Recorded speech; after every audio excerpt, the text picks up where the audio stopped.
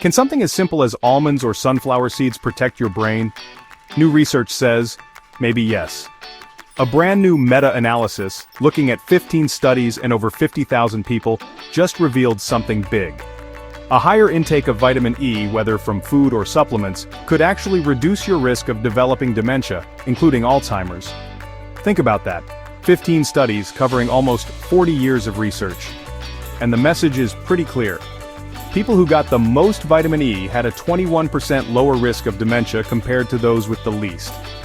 That's a pretty significant drop, and it was true whether the vitamin E came from diet or from supplements. So, both options can help. But here's the kicker. Getting vitamin E from food, like spinach, avocados, or almonds, seemed to work just a bit better than supplements. Both groups benefited, but real food had a slight edge. So, if you can, reach for a handful of nuts or a side of leafy greens before you reach for a pill. Now, it gets even more interesting when you look specifically at Alzheimer's. Vitamin E was linked to a 22% lower risk of developing Alzheimer's, the most common kind of dementia.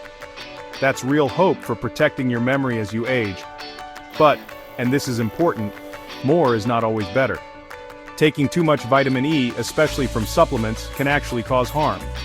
If you go over 400 milligrams a day, you risk side effects like high blood pressure or even liver stress. So stick to recommended doses and always check with your doctor if you're thinking about supplements. So why does vitamin E matter so much? It's a powerhouse antioxidant.